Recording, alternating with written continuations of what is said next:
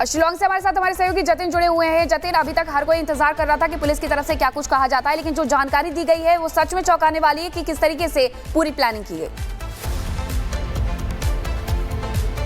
बिल्कुल, देखिए, और सोनम ने ये पूरी प्लानिंग रची, बाकायदा किलर्स हायर किए, राज के साथ वो लगातार संपर्क में थी। और सबसे बड़ी बात कि हत्या 23 तारीख को अंजाम दी गई। 25 तारीख को सोनम कहाँ थी? सोनम इंदौर में थी, अपने शहर में थी, लेकिन अपने घर में किसी से उसने मुलाकात नहीं की। उससे सिर्फ मुलाकात की तो अपने बॉयफ्रेंड राज से मुलाकात की, और राज ने ही सोनम को इंदौर के अंदर किराए का एक घर दिया और वहां पर उसने रहना शुरू किया। लेकिन मेघालय पुलिस की जो इन्वेस्टिगेशन ये भी बता रही है कि लगातार कहीं ना कहीं पुलिस को चकमा देने की सोनम और उन किलर्स की कोशिश, लेकिन पुलिस ने तकरीबन 50 सीसीटीवी कैमरों को खंगाला। उन कैमरों में यह पता लगा कि जिस जगह पर हत्या की गई राज की, उससे महज 10 किलोमीटर की दूरी पर तीनों किलर और सोनम आपस में बातचीत करते हुए नजर आए। तब जाकर पुलिस को कुछ गड़बड़ लगी, और यह मीटिंग तब थी जो कि हत्या हो चुकी थी, और उसके तकरीबन 1 से 1.5 घंटे बाद की मीटिंग थी। पुलिस को सोनम पे शक होना शुरू हुआ। जो जानकारी है वो इंदौर पुलिस के साथ भी साझा की गई। तब जाकर ये ज्वाइंट ऑपरेशन जो है वो चलाया गया, और इस ऑपरेशन का नाम ऑपरेशन हनीमून रखा गया। दूसरी सबसे और चौंकाने वाली बात, वो किस तरीके से पुलिस को गुमराह कर रही थी।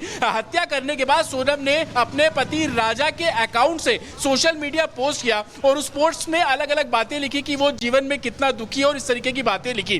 पुलिस को इस पोस्ट को जब पुलिस के सामने पोस्ट आया तो उनको लगा कि एक हनीमून पे आया कपल इस तरीके की बातें क्यों लिख रहा है, और राजा जिसकी हत्या कर दी वो ऐसी बात क्यों लिख रहा है। तो कहीं ना कहीं शक की घड़ी एक बार फिर से सोनम की तरफ जाना शुरू हुई, लेकिन सोनम उस दौरान मिसिंग थी। यह भी जानकारी मिल रही थी कि जो राजा के पास से कपड़े मिले वो कहीं ना कहीं सोनम और विक्टिम के हो सकते हैं, लेकिन पुलिस को जब ट्रेसेस का पता लगा तो ये जानकारी मिली कि राजा के पास से जो शर्ट मिली थी वो हत्यारे की शर्ट थी, क्योंकि उसके ऊपर ब्लड के मार्क जो है वो लग गए थे। तो शर्ट को वहां फेंका। जो रेनकोट सोनम ने पहना हुआ था, हत्यारे को सोनम ने अपना रेनकोट दिया ताकि वो भी कुछ पहन ले, लेकिन उस रेनकोट पे भी ब्लड के स्टेन से, तो उस रेनकोट को भी वहां पे डंप किया गया। और कहीं ना कहीं इन सबूतों के आधार पर ही सोनम तक जो पुलिस है वो संभवतः पहुंची, और जो तीनों किलर से उस तक पहुंची। सबसे बड़ी बात कि राजा जो कि इंदौर में बैठा हुआ था, उसने 2 अलग अलग फोन सोनम को दिए। एक कीपैड वाला फोन था, एक एंड्रॉइड फोन था। एंड्रॉइड फोन का काम सिर्फ इतना था कि जहां जहां वो जा रहे हैं वहां की लोकेशन उन किलर्स तक पहुंचाई जाए, और जो कीपैड वाला फोन था उसके जरिए बातचीत की जा रही थी, और वो नया नंबर था जिसको पुलिस ने ट्रेस किया और तमाम कॉल डिटेल्स खंगाली।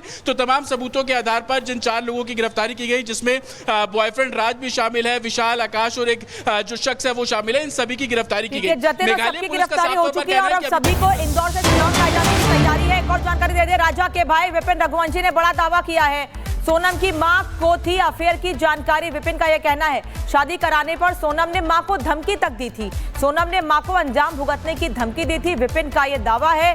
सोनम को लेकर कई खुलासे किए हैं विपिन ने। राजा के भाई ने, सुनिए क्या कह रहे हैं।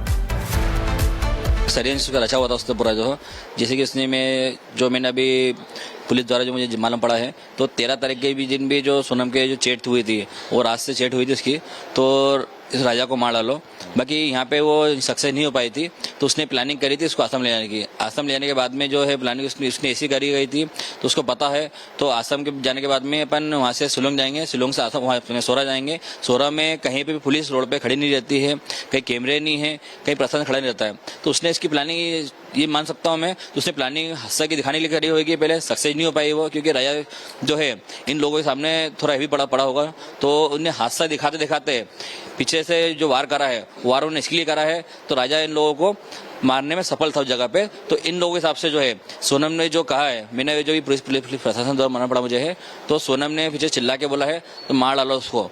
तो फिर पीछे से किसी ने इसके सिर पे वार करा है, जो भारी वार करने के कारण राजा के सिर। एक चीज ये भी आप कुछ कहना चाह रहे हैं कि चूंकि सोनम की वजह से शिलोंग पर्यटन स्थल है, पर्यटक जाते हैं गुवाहाटी, शिलोंग, मेघालय, वो बदनाम हुआ है, तो वकीलों से भी आप कुछ अपील कर रहे हैं वहाँ के?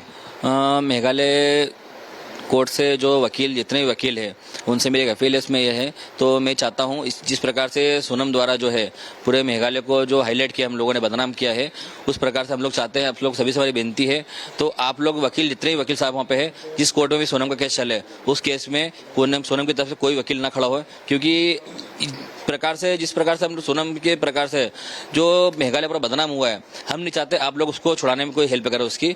दूसरी चीज, वहाँ पे जितनी भी जनसंख्या है, जितने परिवार के लोग हैं, उन लोगों का पेट पलता था सिर्फ टूरिस्ट द्वारा।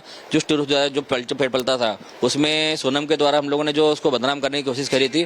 तो हम लोग चाहते हैं तो आप लोग भी जो इसमें हमारा सहयोग करें, आप लोग भी हमारा सहयोग इस प्रकार से करें, तो कोई भी प्रकार से वहाँ वकील साहब कोई भी वहाँ पे खड़ा ना हो पाए। अच्छा, आप एक अंतिम सवाल मेरा ये है कि सोनम के परिवार को, सोनम को और जो आरोपी हैं उनको तो सजा पुलिस कोर्ट देगी, लेकिन परिवार को, आपके परिवार से आके माफी मांगना चाहिए। आपने अपना भाई खोया, आपकी माँ बता रही उन्होंने अपना सबसे लड़ेता बेटा खोया।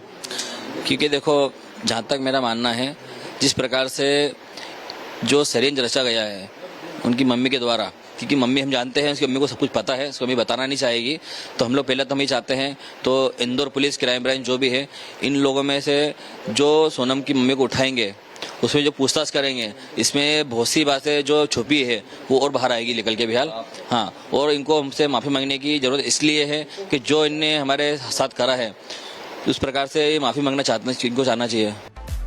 राजा रघुवंशी हत्याकांड में अब हिस्ट्री में दबे हुए पन्ने भी खुल रहे हैं, जिनके तार राज और सोनम की लव स्टोरी से जुड़ते हुए दिखाई दे रहे हैं। जबकि राज का परिवार अब आरोप लगा रहा है कि उनका बेटा तो निर्दोष है, उसे फंसाया जा रहा है।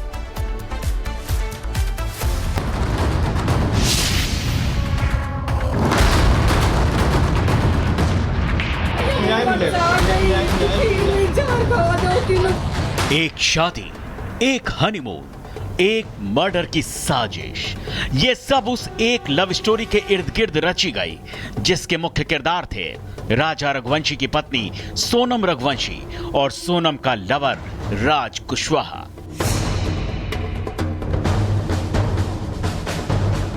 मेघालय पुलिस ने पहले राजा रघुवंशी का शव बरामद किया, फिर जिससे हत्या की गई वो मर्डर वेपन बरामद हुआ, फिर सोनम बरामद हुई और अब हत्या की संगीन साजिश में शामिल एक एक शख्स को गिरफ्तार कर लिया गया है। इंदौर टू शिलोंग, शिलोंग टू गाजीपुर, सबूतों की एक एक गवाही अब यही बता रही है कि राज कुशवाहा के प्यार में मजबूर सोनम ने कैसे कई परिवारों को उजाड़ दिया। लेकिन सोनम के लवर राज कुशवाहा के परिवार का एक एक सदस्य इस बात को सिरे से नकार रहा है कि इस साजिश में राज किसी भी तरह से शामिल है। राज को तो फंसाया जा रहा है। 20 साल का बच्चा क्या कर सकता है? आप क्यों नहीं सोचते? ओके, तीन बहनों की जिम्मेदारी थी तो काम कर रहा था भैया। काम करने में लड़की भी काम करेगी तो उससे भी बात होगी, लड़का भी काम करेगा उससे भी बात होगी। भैया मेरा पूरा यकीन है कभी मेरा लड़का ऐसा काम नहीं कर सकता। गलत कर ही रही, गलत कर रहा है मेरे लड़के के साथ। पुलिस ने सीडीआर रिपोर्ट के आधार पर यह कहा था कि राज और सोनम में शादी के बाद भी घंटों घंटों लंबी बातें हुआ करती थी। लेकिन अब राज की मां ने इस पर भी नए खुलासे किए हैं। सोनम के पिता की फैक्ट्री में काम करता है राज। राज के पास सोनम के पिता की भी कॉल आती थी। सोनम का भाई भी राज को कॉल करता था। सोनम भी काम को लेकर राज को फोन करती थी। फैक्ट्री में काम करने वाली और लड़कियां भी कॉल करती थी। राज की मां ने साफ साफ कहा है कि उसके बेटे को फंसाया जा रहा है, वो निर्दोष है। राज दोषी है या निर्दोष ये तो अदालत तय करेगी, लेकिन सवाल तो यह है कि राज सोनम के पीछे शिलोंग क्यों गया था। हनीमून में भी सोनम ने राज से क्या बातें की, सोनम राज को कौन कौन से मैसेज भेजा करती थी। ट्रांजिट रिमांड पर इन्हीं सवालों के जवाब मेघालय पुलिस खोज रही है। नहीं मारा, आप लोग गलत बोल रहे हो, वो ऐसा कभी नहीं कर सकता। हाँ, उसको फंसा गया, पर मैं नहीं जानती कि किसने क्या किया है, लेकिन मेरे भैया लोग ऐसा नहीं कर सकते। एक मां कह रही है बेटा निर्दोष है, लेकिन जिसका बेटा दुनिया से चला गया वो मां इंसाफ की मांग कर रही है और कह रही है दोषियों को सजा मिले, कड़ी सजा मिले। उनने इतना बड़ा अंजाम दिया, मिलके चारों पांचों ने मेरे बच्चे को इंसाफ चाहिए और उनको फांसी दी जाए, कड़ी से कड़ी सजा दी जाए और अभी भी पूछताछ जारी रखी जाए और भी उनके पीछे कोई होए तो वो सामने आए। जैसे जैसे पुलिस की तफ्तीश इस केस में आगे बढ़ती जा रही है, 7 फेरों के खूनी साजिश से पर्दा उठता जा रहा है।